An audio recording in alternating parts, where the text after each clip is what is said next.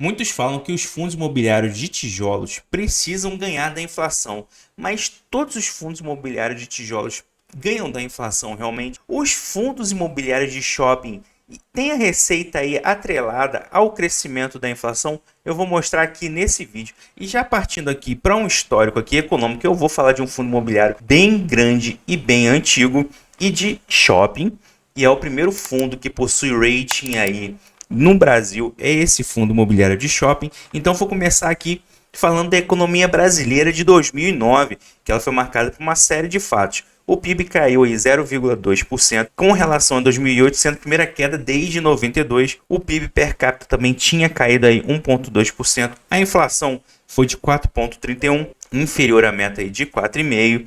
O saldo da balança comercial caiu aí 22,2%, nas exportações 25,3%, nas importações em relação a 2008, a dívida pública do Brasil aumentou 7,15%. Bem, vocês estão vendo aqui, eu estou falando de dívida pública do Brasil aqui em 2009, chegando a 1,49 trilhão. Olha o que a gente está vendo aqui hoje também, né? Ah, beleza aí. E essas foram notícias econômicas aqui de 2009. Já a de 2011, o Brasil se tornou aí a sexta maior economia do mundo. Em 2010, ele ficou na sétima posição, com um crescimento anual de 7,5%. 2009 e 2011, a formação bruta do capital fixo, medida dos investimentos, aumentou ininterruptamente aí por 11 trimestres. Em 2015, a gente está vendo aqui, a economia brasileira passou por uma crise com um PIB aí caindo 3,5%. Todo mundo lembra aí, com relação aí a 2014, o PIB per capita também caiu 4,3%. Foi a maior queda aí desde 96.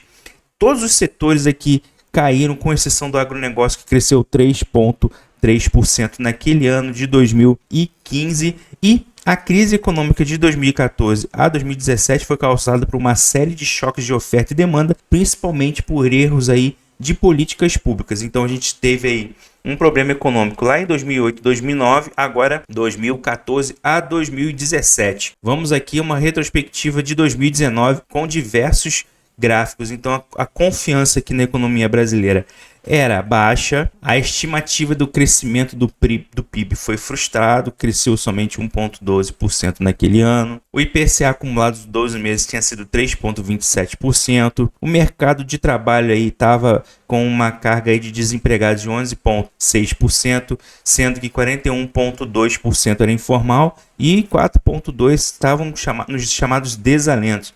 A evolução da Selic, ao contrário que a gente tem hoje, estava caindo, chegando aí a 4,5% em 2019, e o Ibovespa batia recordes. E a gente vê aqui as notícias de 2022, que o produto brasileiro, o produto interno bruto, cresceu aí 3%, totalizando 10 trilhões. O PIB per capita foi de 47.802 aí do Brasil. Setor de serviços cresceu. O Rio de Janeiro até ficou em segundo lugar aqui com o PIB per capita também. Formação de capital bruto cresceu, consumo final aí cresceu.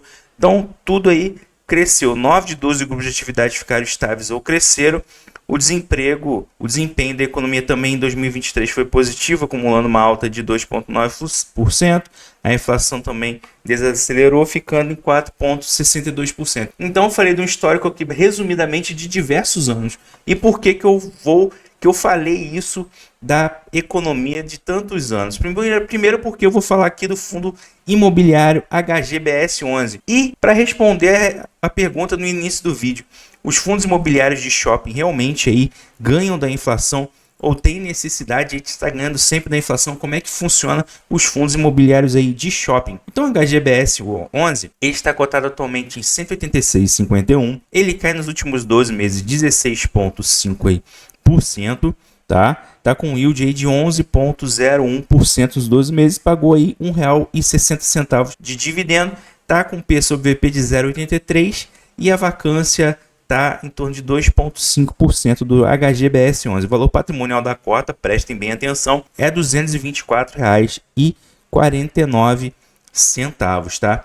E agora eu vou mostrar o porquê que eu falei de todo aquele histórico de dividendos e também vou falar do relatório aí gerencial. Bem, vocês viram lá que eu falei do histórico de dividendos aí de ano a ano. Então peguei o histórico do HGBS desde 2007, tá? Quando ele começou aí. Então, se você for comparar bem, um ano para outro, 2007 para 2008, teve um crescimento aí de 26,74%. Em 2009, nós tivemos aí uma queda de 5,59% aqui. 2010, um crescimento. Esses aqui vocês estão vendo, ó, uma queda de 15,97% início do governo Dilma. E depois aqui teve um boom de crescimento aqui nos dividendos, pagando 66,09% de crescimento em cima dos dividendos. Ó. Um ano pagou 18,27 aí, no outro ano pagou R$11. Olha a diferença de um ano para o outro. No outro ano aí caiu um pouco mais de 10%, no outro ano subiu.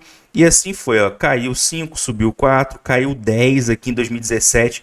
Vocês lembram que em 2015 a 2017 nós tivemos uma crise ferrenha.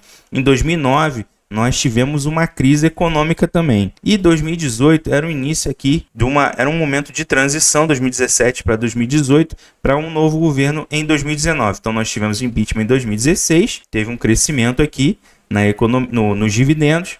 Teve uma queda aqui em 2015, 17 teve uma queda também. Em 18, que 17 a gente teve crise econômica ainda por resquícios do governo Dilma ainda, que o governo Temer pegou. 2018 nós continuamos com um pouco de queda. Em 2019 nós tivemos aí um crescimento, tanto que a bolsa teve recordes. Em 2020, vocês sabem muito bem por que o motivo da queda aqui de 54% nos dividendos.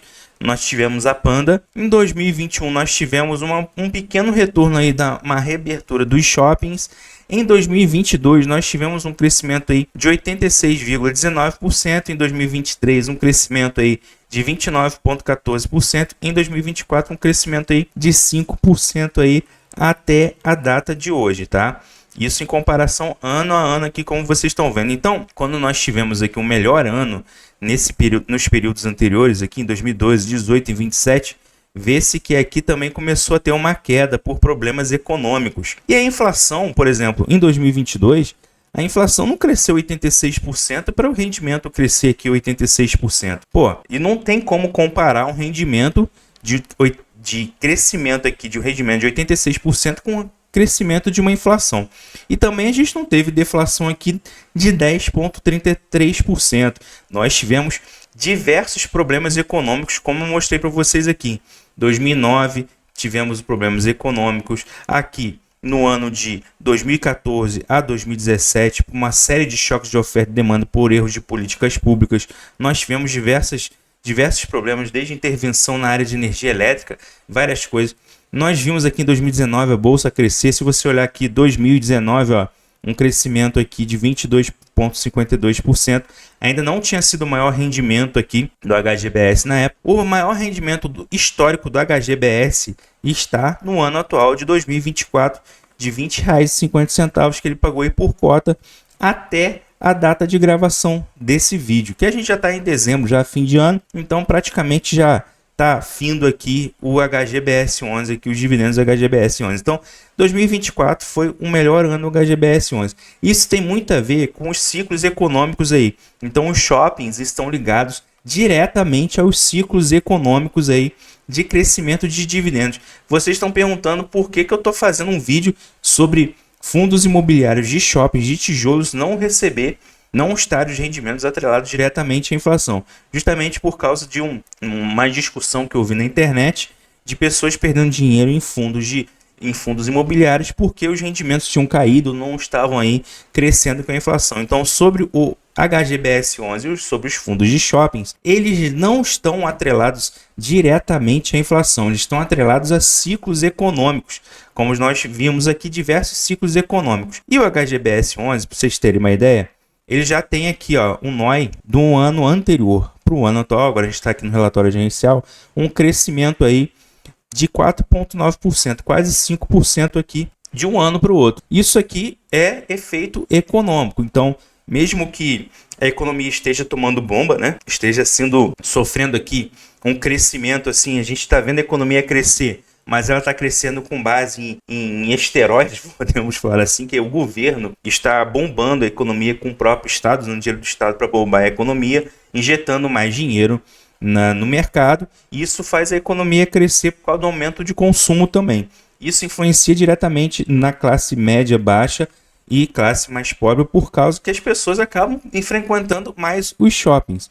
Então, a gente está vendo aqui um Net Operating Income, aqui um NOI, que é a receita operacional líquida. Tivemos um crescimento? Tivemos um crescimento aqui nas vendas de 6,7% em relação ao ano anterior.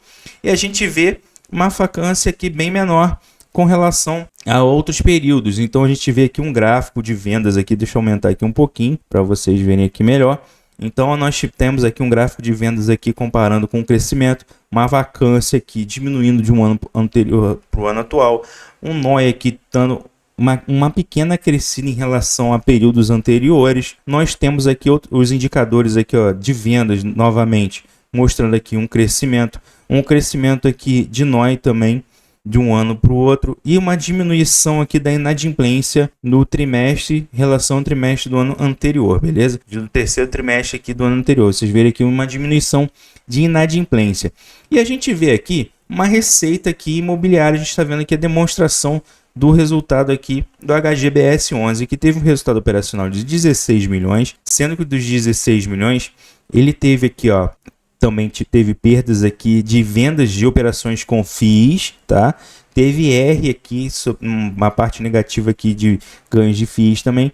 Isso aqui fez o resultado diminuir, porque o HGBS 11 ainda tem fundos imobiliários atrelados aí à sua carteira. E ele teve um resultado de 15 milhões 842, só que ele pagou 20 milhões aí 367 de renda, ou seja, 1,24 por cota e pagou aí 1,60 por cota. Ele estima ter aí um pagamento de 1,60 até o final do primeiro semestre de 2025, beleza? Então a gente está vendo aqui o resultado da HGBS 11. Tem despesas financeiras aqui, porque tem um pouquinho de dívida. Essas dívidas estão atreladas aí a alguns CRIs. 7,4% do PL aí, esse endividamento do HGBS 11. Aqui a gente vê um gráfico que ele paga aí um resultado total de 1,24, rendimento de 1,60 e um rendimento acumulado aqui de R$ 1,11 aqui, isso aqui é o caixa dele. Então R$ 1,11 por cota, ante R$ 1,47 do mês anterior, usou aí 36 centavos para fazer um complementozinho aí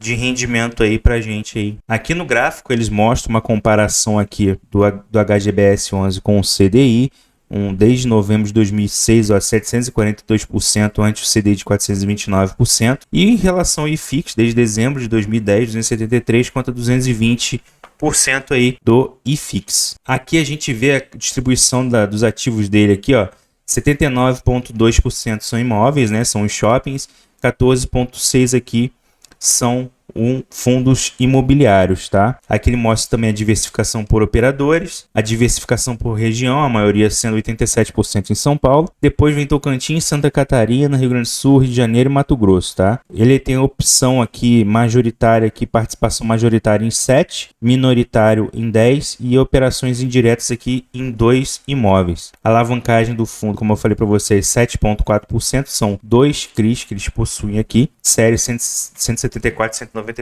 196 da Trusec e 197 e 198 da Trusec também. Uma de 104 milhões, outra de 107 milhões.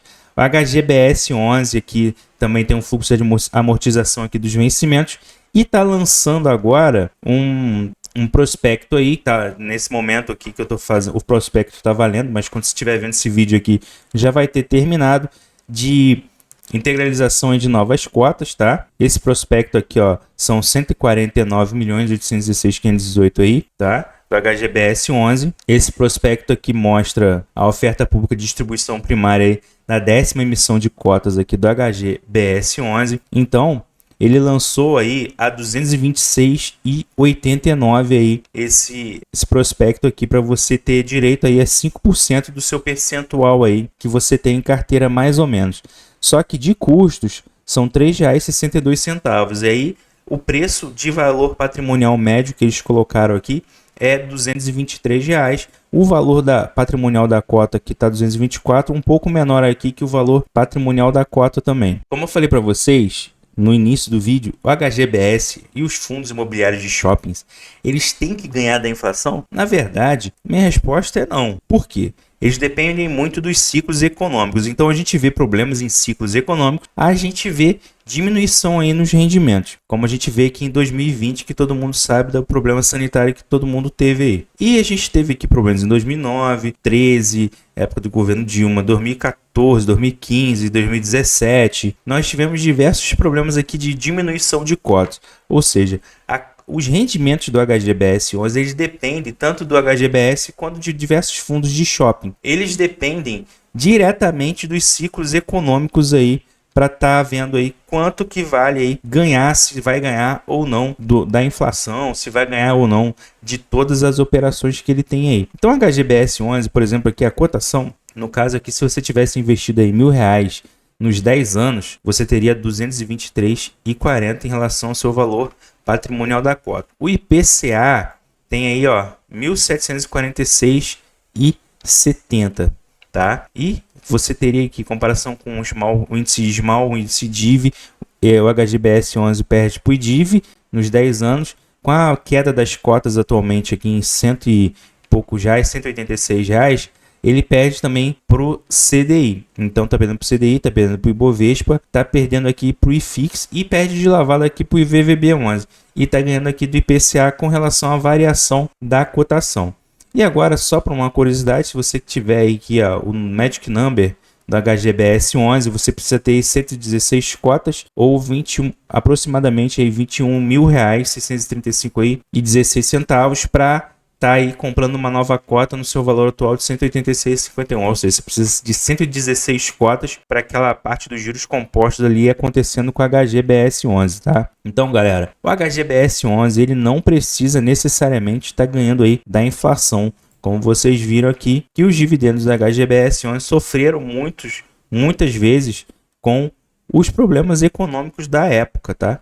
Então, é muito variável de acordo com a época. Aqui em 2022, e nós tivemos aquela abertura geralzona mesmo aqui, depois que a gente teve aquele fechamento de tudo aqui em 2020, dá para ver o crescimento aqui, a diferença de 2022 para 2020, mais que 100%, quase 100%. Se de 22 para 21 foi 86, para 2020 foi quase 100% nesse crescimento. Então, basicamente, os fundos de shopping não tem essa coisa aí de tá ganhando da inflação aí, não. Fundo de shopping depende muito do crescimento econômico. Então, galera, fiz esse vídeo aqui para vocês, em resposta aqui, fundos de shoppings, diferentemente de outros fundos que tem aquela questão do aluguel aqui somente, né, com a valorização da inflação, um fundo de logística, um outro fundo aí de lajes corporativas que você tem a evolução do rendimento conforme a inflação, porque tem os contratos, tem, né, renovações de contratos, aumento de acordo com a inflação, seja IPCA e GPM lá da época. O HGBS11 e os fundos de shopping, nas renovações de contrato das lojas, por exemplo,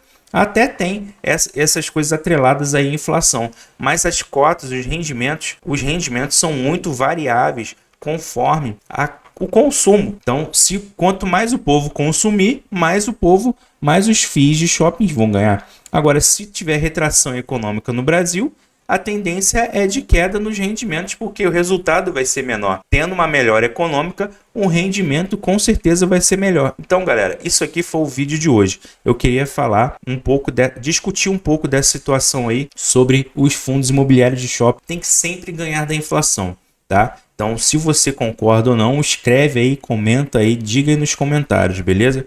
Então, eu sou Valder Rocha, eu tô aqui para te ajudar aí nas finanças e investimentos. Um abraço, qualquer coisa, chama o VAR, beleza, galera? E até mais e tchau, tchau.